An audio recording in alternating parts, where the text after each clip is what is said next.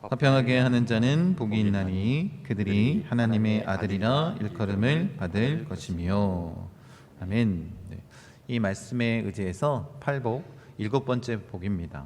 하나님의 아들이라는 제목으로 하나님 말씀 함께 나누기 원합니다. 우리 말씀 듣기 전에 옆에 계신 분들과 이렇게 인사하겠습니다.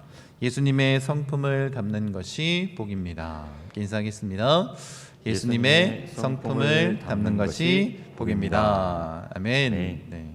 주님의 은혜가 넘쳐나기를 원합니다. 그리고 그 무엇보다 우리가 예수님의 성품을 닮아 이 땅 가운데 참된 복 있는 자로서 살아나가는 자 되기를 원합니다. 지금은 은퇴한 야구 선수지만 여러분이 잘 아는 바람의 아들이라고 불리우는 이종범 선수가 있습니다. 잘 아시는 것처럼 아들도 아주 유명한 야구 선수가 됐습니다. 이정우 선수라고 둘 다 이렇게 유명한 그런 야구 선수가 되었는데, 제가 인터뷰를 하는 걸 들었습니다. 아버지가 더 잘하는지 아들이 더 잘하는지 물어봤어요. 그랬더니 이정범 선수가 이렇게 얘기합니다. 피지컬이나 다른 모든 방면에서는 내 아들이 저보다 더 뛰어난 것 같습니다. 그런데 한 가지, 스피드가 자기가 더 빠르다는 거예요. 이유가 뭐냐면 이렇게 얘기하더라고요. 자기는 그때 헝그리 정신을 가지고 뛰었다라는 거예요. 그러니까 우리 아들이 도저히 그거는 따라오지 못한다, 이렇게 얘기를 합니다. 여러분, 우리가 이종범 선수를 바람의 아들이라고 불리우는 이유는 무엇입니까? 이건 형용사적인 표현인데, 바람이기 때문에 바람의 아들이라고 부르는 것이 아니라 바람같이 어떻다라는 거예요. 빠르다라는 것 아니겠습니까? 그런 의미로 그렇게 불리우고 있습니다. 제가 오늘 서두에 이 바람의 아들인 이종범 선수 이야기를 꺼낸 이유는 다른 게 아닙니다. 지금 예수님께서 뭐라고 말씀하세요? 화평케 하는 자는 복이 있는데, 그 복이 뭐라는 거예요? 하나님의 아들이라 일컬음을 받는다라는 거예요. 사실 이 하나님의 아들이라 이렇게 세상 사람들이 우리를 불린다라는 것은 무엇이냐면, 우리가 누굴 닮아 있다라는 거예요? 아버지를 닮아 있다는 거예요. 우리의 아버지신 하나님을 닮은 자라는 것입니다. 그러니까 우리 안에 뭐가 담겨 있다라는 거예요? 하나님의 성품이 녹아져 있다라는 거예요. 그런 의미로 우리를 하나님의 아들이라고 부르고 그렇게 인정한다라고 말하는 것입니다. 여러분, 우리가 하나님의 자녀, 아들이라고 말한다면, 여러분 다 그렇게 고백하지 않습니까? 그렇다면 우리가 누구를 닮아야 되겠습니까? 우리 아버지인 하나님을 닮는 것이 너무나도 당연한 것입니다. 그래서 한 신학자가 이렇게 해석을 합니다.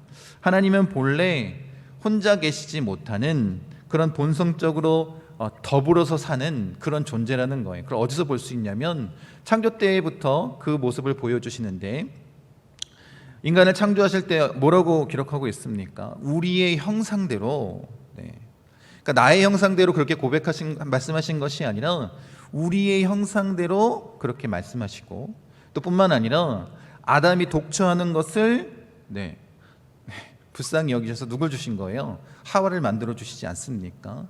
그러니까 하나님의 성품은 뭐냐면 늘 함께하고 아름다운 교제를 이루는, 그래서 뭐라고 고백했다라는 거예요? 우리라고 고백하신, 그렇게 더불어 살아가는 그런 성품이 본성적으로 하나님 앞에 있다는 것입니다. 그래서 성경도 마찬가지입니다. 하나님의 성품을 이렇게 고백하고 있습니다. 말씀 보세요. 하나님은 무질서의 하나님이 아니시요 오직 화평의 하나님이시니라, 이렇게 말씀하고 있고, 욥기서 말씀도 마찬가지입니다. 하나님은 주권과 위엄을 가지셨고 높은 곳에서 화평을 베푸시느니라, 이렇게 말씀하고 있습니다. 그러니까 하나님의 성품이 뭐라는 거예요? 화평을 베푸시는, 화평이 하나님이시다라는 것입니다. 시편 기자도 마찬가지로 그의 성도들에게 화평을 말씀하실 것이니라, 이렇게 말씀하고 있습니다. 그러니까 하나님이 가지고 있는 성품을 성경에서 드러내기를 뭐라고 얘기하는 거예요? 화평을 주시는 분이다라는 것입니다. 이게 하나님의 성품입니다. 그런데 문제가 뭐예요? 그렇게 화평하기를 원하셨던, 화목하기를 원하시는 하나님이신데, 아담과 하와가 죄를 범함으로 말미암아 어떻게 된 거예요? 하나님과 죄인인 우리 사이의 그 관계가 틀어지게 된 건 아니겠습니까? 그래서 거기서부터 문제가 생긴 것입니다. 여러분, 이 화평의 관계를 누가 깨뜨린 거예요? 인간의 죄로 인해서 그것이 깨진 것입니다. 그래서 이 깨어진 관계를 회복시키시는 것이 하나님의 구원 계획인 거예요. 그래서 누구를 보내주셨습니까? 예수님을 이 땅 가운데 보내주신 것 아닙니까? 그리고 예수님이 이 땅 가운데 오셔서 행하실 일들에 대해서 이렇게 우리에게 말씀해주고 계십니다. 로마서 말씀 보세요. 그러므로 우리가 믿음으로 의롭다 하심을 받았으니 우리 주 예수 그리스도로 말미암아 하나님과 화평을 누리자. 예수 그리스도로 말미암아 화평을 누리자라고 말씀하고 있고, 골로새서 말씀도 마찬가지입니다. 그의 십자가의 피로 화평을 이루사 만물 곧 땅에 있는 것들이나 하늘에 있는 것들이 그로 말미암아 자기와 화목하게 되기를 기뻐하심이라, 이렇게 말씀하고 있습니다. 그러니까 예수 그리스도를 이 땅 가운데 보내주신 목적이 뭐라는 거예요? 예수 안에서 모든 피조물이 화평하게 되는, 화목하게 되는 것. 이것이 바로 하나님이 예수님을 보내신 목적이고, 예수님이 이 땅 가운데 오셔서 행하신 사역도 뭐라는 거예요? 화평케 하는 것이다라는 것입니다. 여러분, 하나님의 성품이 화평이고 예수님의 사명이 화평케 하는 것이었다면, 여러분 이제 우리가 구원받아 하나님의 자녀가 되었습니다. 우리는 하나님의 자녀로서 누굴 닮는 거라고요? 하나님을 닮는 자 아니겠습니까? 그러니까 우리의 성품이 어떻게 해야 된다는 거예요? 화평케 하는 자가 돼야 된다는 것입니다. 여러분, 그래야 세상이 우리를 어떻게 인정한다고요? 그래, 바로 네가 하나님의 아들이구나 라고 인정한다는 거예요. 우리가 어떻게 해요? 화평케 하는 예수님의 성품을 닮을 때, 그러니까 그리스도인은 뭐라는 거예요? 그리스도인의 정체성은 화평케 하는 자라는 것입니다. 여러분, 이것을 우리가 마음 가운데 좀 새기길 원합니다. 여러분, 그렇게 우리가 화평케 하는 삶을 살면 세상에서 인정받을 뿐만 아니라 누가 인정할까요? 주님이 인정하실 수밖에 없는 거예요.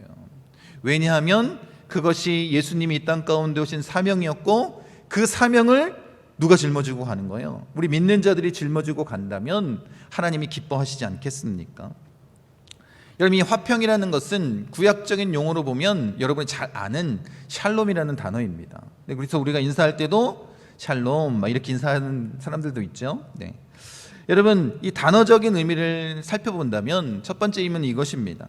하나님과 우리의 관계 회복, 이것이 화평, 샬롬입니다. 그러니까 하나님의 그 화평의 말씀을 듣고 예수 그리스도의 그 십자가의 보혈로 하나님과의 관계가 회복되어진 상태, 이게 샬롬인 거예요. 이게 첫 번째 의미의 샬롬이고, 두 번째 의미는 뭐냐면 완전하다, 충분하다, 행복하다라는 그런 의미입니다. 여러분, 이 의미를 표현하고 있는 시편 구절이 있는데, 여러분이 잘 알고 있는 시편 23편, 여호와는 나의 목자시니 내게 부족함이 없으리로다. 하나님이 나와 함께 하시기 때문에 나에게 부족함이 없다라는 거예요. 완벽하신 하나님과 함께 참 평안, 그 샬롬을 누리는 것 아니겠습니까? 하나님이 나의 목자이시고 내가 양이니까 나에게 필요한 모든 것들을 채워주시는, 그래서 그로 말미암아 하나님과 함께 누리는 그것이 뭐라고요? 바로 샬롬의 상태라는 것입니다. 그렇게 샬롬을 누리며 우리가 어떻게 한대요? 23편 맨 마지막 절에 보면 영원히 하나님의 집에 거하는 그런 은혜를 누리는 것 아니겠습니까? 그것이 우리에게 주어진 샬롬입니다. 여러분, 하나님의 샬롬에 대한 명확한 정의를 예수님께서 우리에게 말씀해 주고 계시는데, 그 본문 말씀이 요한복음에 기록되어 있습니다. 같이 한번 읽겠습니다. 평안을 너희에게 끼치노니 곧 나의 평안을 너희에게 주노라. 내가 너희에게 주는 것은 세상이 주는 것과 같지 아니하니라. 너희는 마음에 금심하지도 말고 두려워하지도 말라. 예수님이 이 샬롬에 대해서 명확하게 우리에게 전해주고 있는데, 그 핵심이 뭐라는 거예요? 내가 주는 평안은 세상이 주는 평안과 같지 않다라는 거예요. 예수님이 주시는 평안, 그 참된 샬롬, 오직 예수님만 주실 수 있는 그 평안에 대해서 말씀하시는 것입니다. 참된 만족, 영원한 생명, 그 성령의 능력으로 영원히 목마르지 않는, 우리 안에서 생수의 강이 흘러 넘쳐나는 참된 만족을 누리는 것 아니겠습니까? 그것에 대해서 말씀하십니다. 그럼 예수님의 평안과 세상의 평안의 차이가 무엇일까요? 세상에서도 평안을 느낀다라고, 누리고 있다라고 고백할 때가 언제냐면, 만약에 내가 부채가 많이 있습니다. 그런데 그 돈을 갚게 된다면 이 평안함을 누릴 수 있습니다. 육신의 질병이 있을 때도 마찬가지입니다. 그렇게 질병이 치유됨으로 그런 것을 누릴 수도 있습니다. 하다못해 뭐요? 물건을 사도 그렇습니다. 차를 사도 집을 사도 그런 마음을 품습니다. 학생이 처음으로 1등하면 얼마나 기분 좋을까요? 그죠? 저도 경험해봐서 알지만 자랑은 아닙니다. 너무 기분이 좋았습니다. 근데 문제는 뭐냐면 그 뒤가 걱정이 되는 거예요. 왜요? 자리를 뺏기고 싶은 마음이 없기 때문에. 그러니까 어떻게 해야 될까요? 세상이 주는 평안은 계속해서 그 갈급함으로, 더 많은 것을 소유함으로 자신의 영혼을 갉아먹게 된다는 것입니다. 그래서 예수님이 말씀하신 이 세상의 평안과 주님이 주시는 평안은 너무나도 다르다는 거예요. 뭐가 다르냐? 예수님이 이 말씀을 전하신 이후에 제자들과 함께 어딜 가시냐면 십자가에 지시기 위해서 가십니다. 그러니까 예수님이 주시는 이 평안은 뭘로 주신다라는 거예요? 예수님의 그 십자가 보혈 생명으로 주시는 거라는 거예요. 그러니까 세상이 주는 평안과는 다르다는 것입니다. 영원하게 우리가 누릴 수 있는 평안, 참된 평안, 하나님과의 그 관계 회복을 통해서 누리는 화평이라고 말씀하시는 거예요. 그 십자가의 제단 앞에 누구를? 예수 그리스도 자신이 희생제물이 되셔서 우리에게 주시는 평안입니다. 그러니까 어떻다라는 거예요? 이 생명과 평안을 누리는 자는 세상이 주는 평안과는 다른 진짜 온전하고 완전한 그런 생명과 평안, 화평을 누리게 된다라는 것입니다. 여러분, 그렇게 주님이 우리를 화해의 자리로 이끄셨고 참된 평안을 누리게 하셨습니다. 이런 자들을 뭐라고 부르냐면, 말씀 보세요. 여러분이 너무나도 잘 알고 있는 유명한 말씀입니다. 같이 한번 읽어볼게요. 그런즉 누구든지 그리스도 안에 있으면 새로운 피조물이라, 이전 것은 지나갔으니 보라 새 것이 되었도다. 예수 그리스도로 말미암아 어떻게 됐다는 거예요? 새 것이 됐다는 거예요. 여러분 새 것 좋아하시죠? 그래서 이 말씀을 너무나도 사랑합니다. 그래, 나는 새로운 피조물이 됐고 예수 그리스도의 그 새 언약을 통해서 새 것이 되었어. 이런 고백을 굉장히 즐겨하고 좋아합니다. 그런데 정말 안타까운 것은 뭐냐면 그리스도인들이 여기까지만 기억하고 있다는 거예요. 그래, 우리는 새로운 피조물이지. 그런데 하나님이 우리에게 주시는 말씀을 계속 보십시오. 18절 말씀입니다. 같이 한번 읽어볼게요. 모든 것이 하나님께로서 났으며 그가 그리스도로 말미암아 우리를 자기와 화목하게 하시고 또 우리에게 화목하게 하는 직분을 주셨으니, 우리 어떻게 했다는 거예요? 하나님과 우리를 화목하게 하심으로 말미암아 새 것이 되게 하셨고, 여기서 머문 것이 아니라 뭘 했다라는 거예요? 화목하게 하는 직분을 우리에게 주셨다라는 거예요. 그러니까 장로, 권사 이런 직분에 앞서서 모든 그리스도인들에게 주신 직분이 뭐라는 거예요? 화목하게 하는 직분이라는 거예요. 예수님이 이 땅 가운데 화목하게 하시기 위해서 오셨던 것처럼 우리에게 주신, 새 것이 된 우리에게 주신 직분이 뭐라는 거예요? 화목하게 하는 직분이라는 것입니다. 여러분, 우리가 이것을 마음 가운데 새기고 나아간 자가 되기를 원합니다. 그렇게 우리가 화평케 하는 자로 살아가는 것 아니겠습니까? 예수님만이 주실 수 있는 평안, 그 샬롬을 전하는 거예요. 이게 바로 우리의 직분입니다. 더 구체적으로 우리에게 할 일에 대해서 말씀하시는데 19절 말씀 보세요. 같이 한번 읽겠습니다. 곧 하나님께서 그리스도 안에 계시사 세상을 자기와 화목하게 하시며 그들의 죄를 그들에게 돌리지 아니하시고 화목하게 하는 말씀을 우리에게 부탁하셨느니라. 예수 그리스도를 통해서 모든 피조물들과 관계를 다 회복하신 것 아니겠습니까? 그리고 나서 뭘 우리에게 부탁하셨다라는 거예요? 화목하게 하는 말씀을 부탁하셨다라는 거예요. 우리는 화목하게 하는 직분을 가진 자로서 우리의 사명이 뭐라는 거예요? 화목하게 하는 그 말씀을 전하는 것 아니겠습니까? 여러분, 이 화목하게 하는 말씀이 무엇입니까? 너무 간단합니다. 십자가의 복음. 이걸 통해서만 화목하게 될 수 있는 건 아니겠습니까?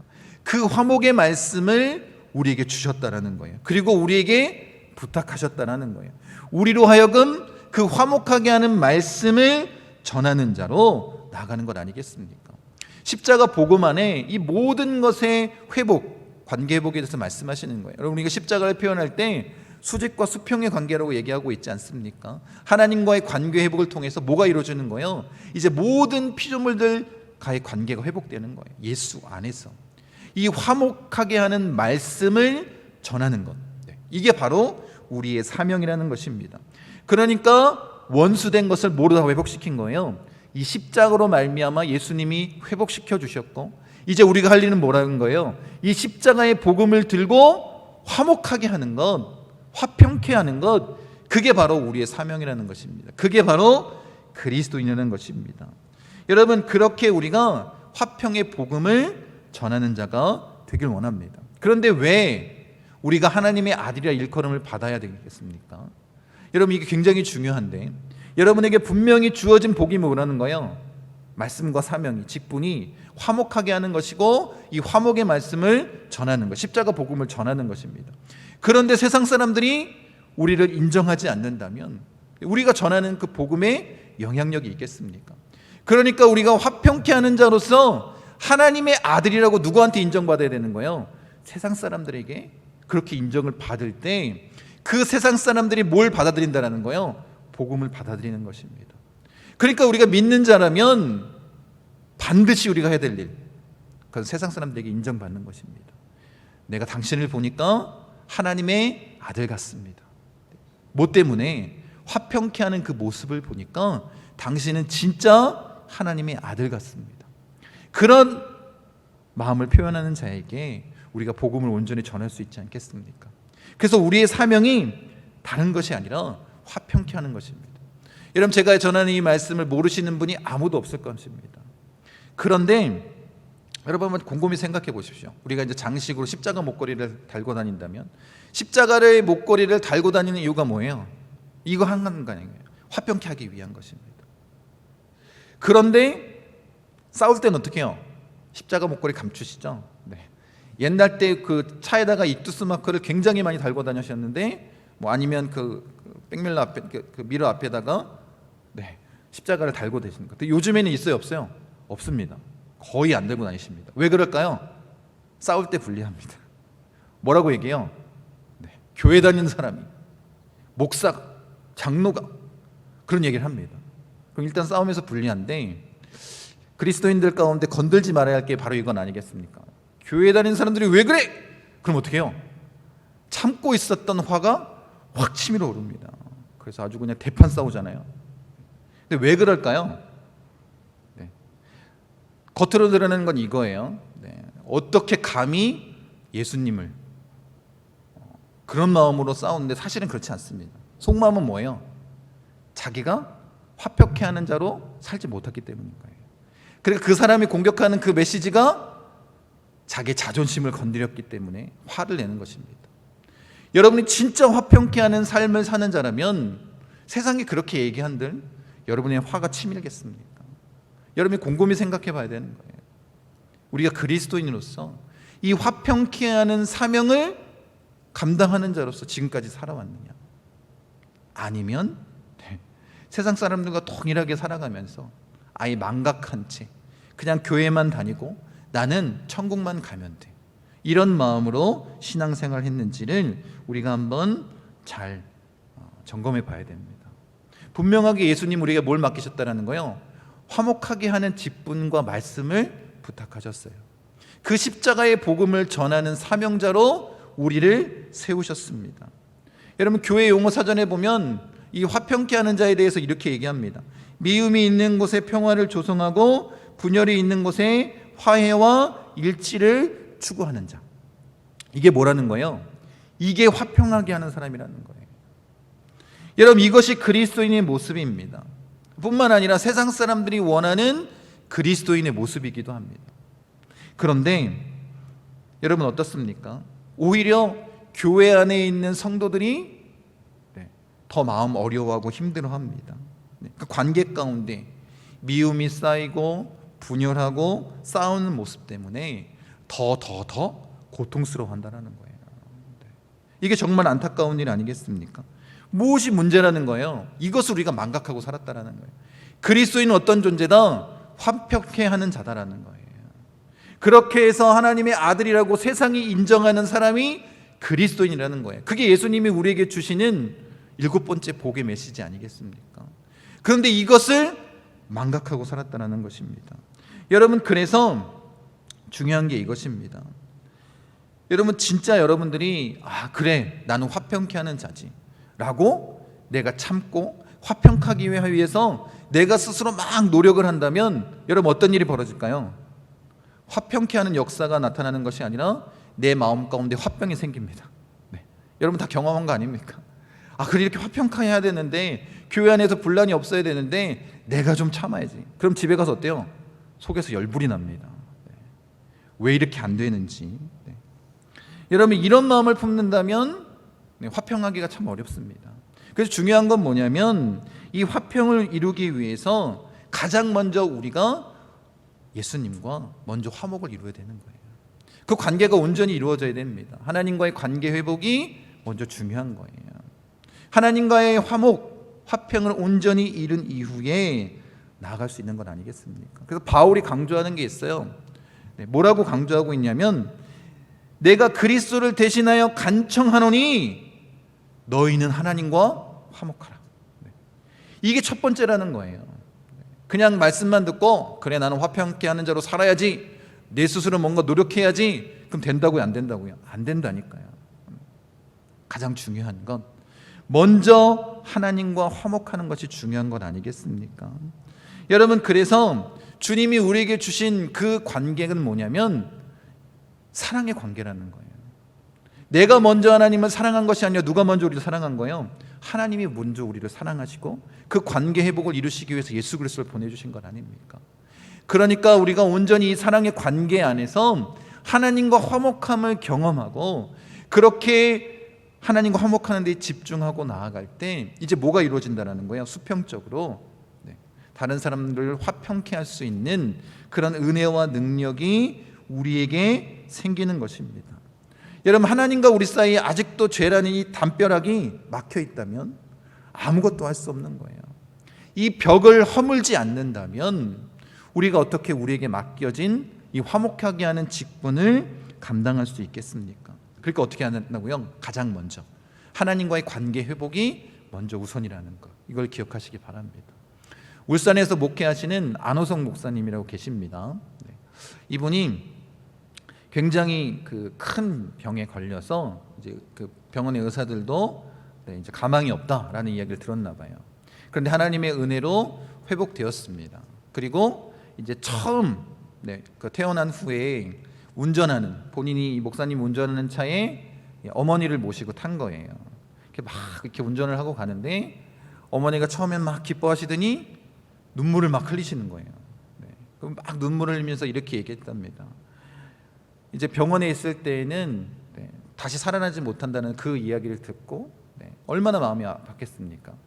그런 내 아들이 직접 운전하는 차를 타고 있으니 기뻤겠어요, 안 기뻤겠어요? 너무 기뻐서 막 눈물을 흘리고 부흥의 장소가 된 것 같습니다. 그렇게 막 가고 있다가 건널목에 딱 섰는데 뒤에서 차가 꽝 하고 박은 거예요. 100% 누구 잘못이요? 뒷차 잘못이잖아요. 그래서 딱 내렸습니다. 내려서 봤더니 군인이 휴가 나왔다가 이제 운전을 한 거예요. 여러분 같으면 어떠실 것 같아요? 아들이 처음으로 태어나고 나서 운전하는 차 조심해야 되지 않겠습니까? 사고가 났습니다. 여러분이 어머니라면 어떻게 했을 것 같아요? 문을 열고 나와서 한 바가지를 탁 쏟아내야지 맞잖아요. 근데 나오셔서 그랬다라는 거예요. 용서해 줄 테니까 그냥 가라고. 그냥 가라고. 그러면서 혹시 이렇게 다른 사람들을 용서해 줄 때가 되면 우리를 생각하고 용서해 주십시오. 그 복음을 전하고 오셨다는 거예요.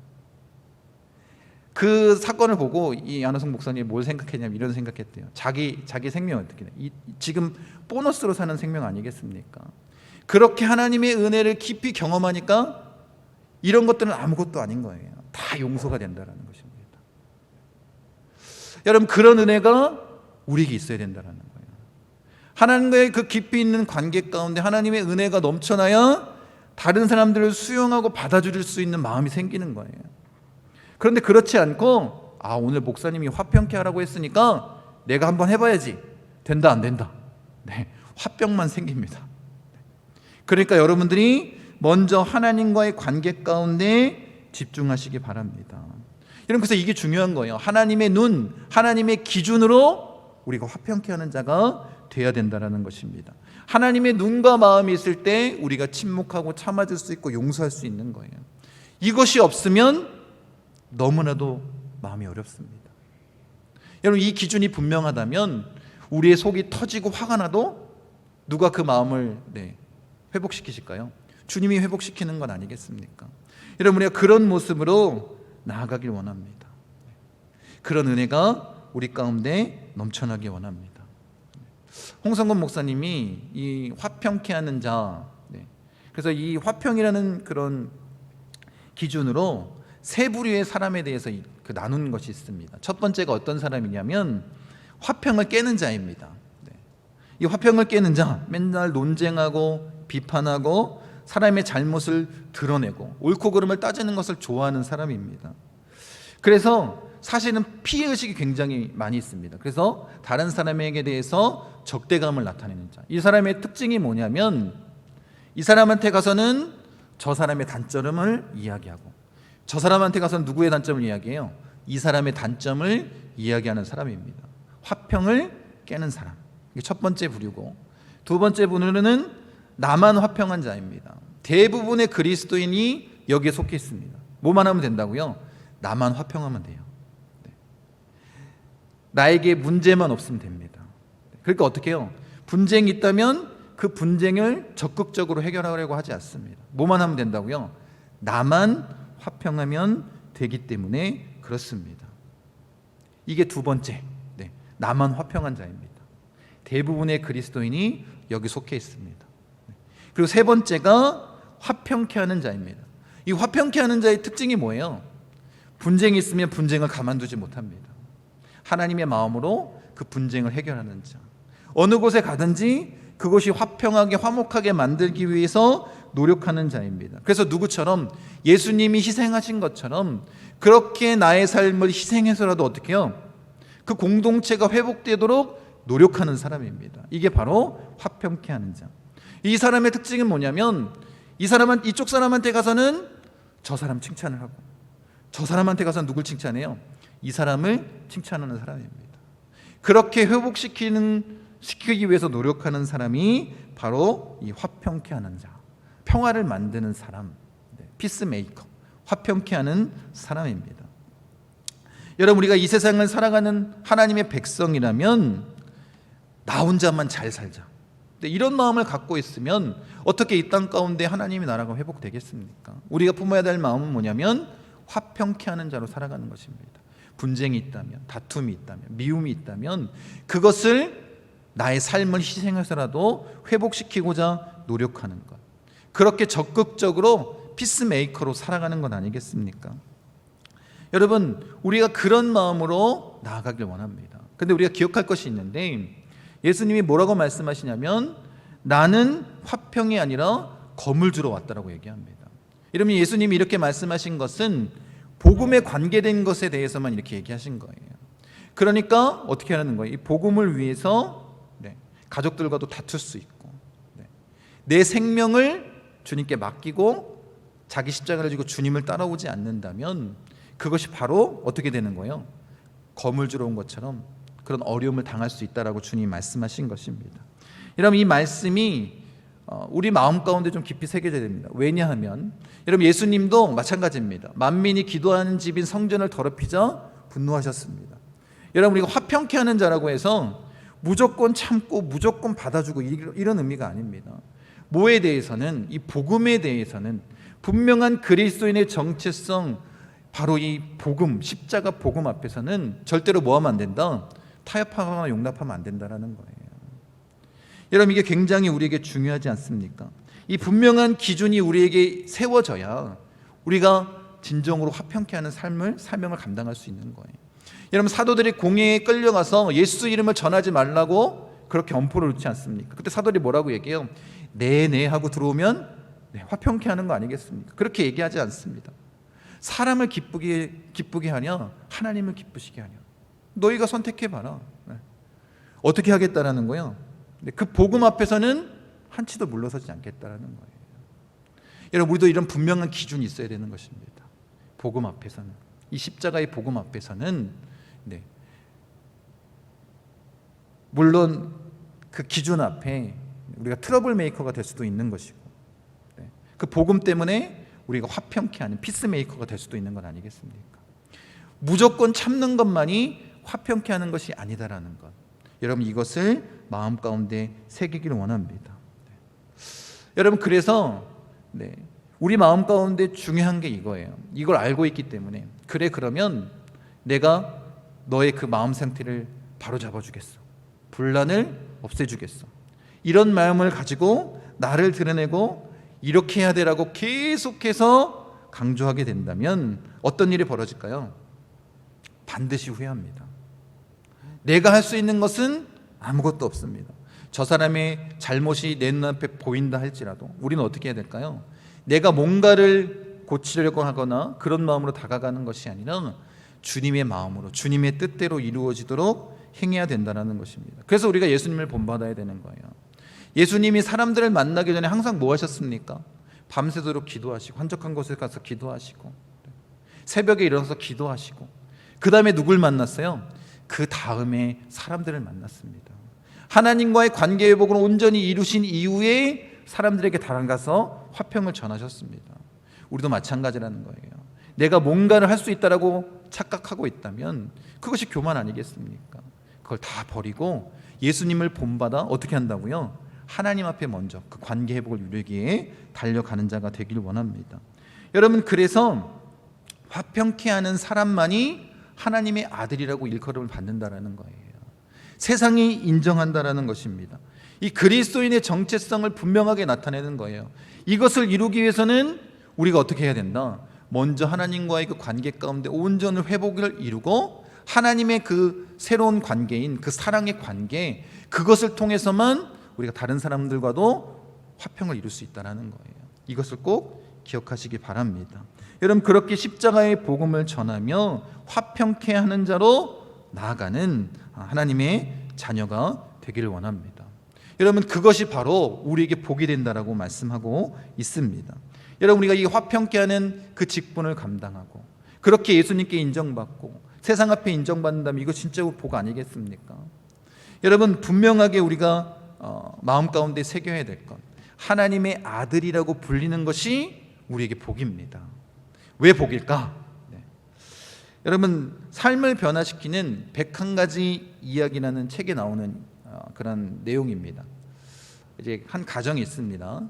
근데 이 아들이 저녁 때가 돼서 이 어린 아들이 부엌으로 와가지고 엄마한테 자기가 쓴 것을 보여준 거예요.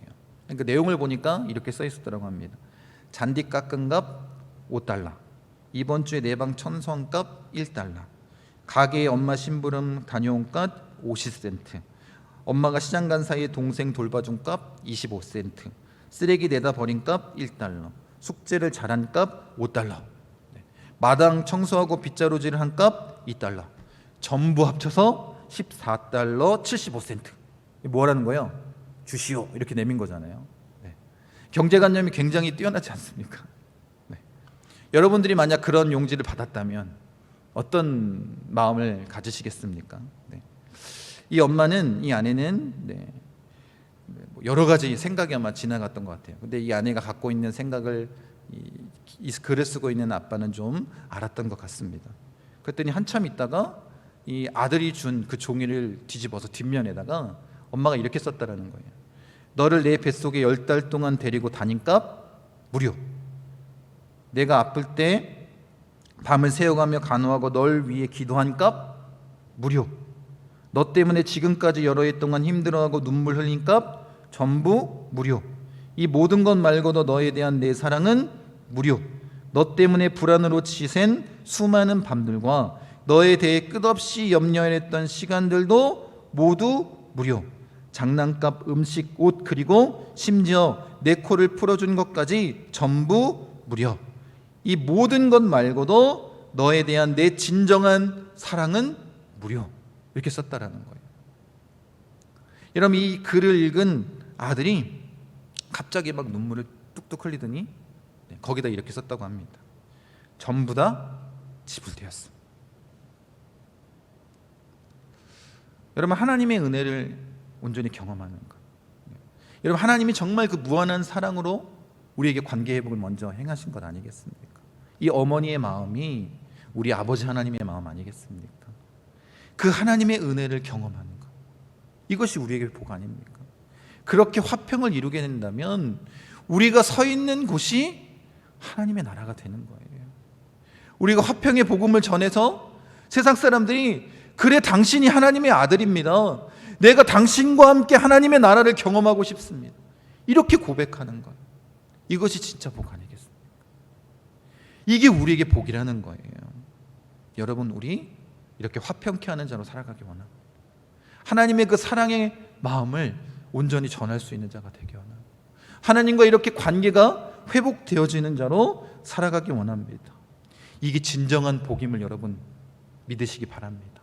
깨달으시기 바랍니다. 우리에게 주어진 사명이 화평케 하는 것이라면, 그것이 예수님을 닮는 모습이라면 우리가 그것을 이루며 나아가는 자 되기 원합니다. 그래서 세상이 인정할 수 있는, 당신은 하나님의 아들입니다.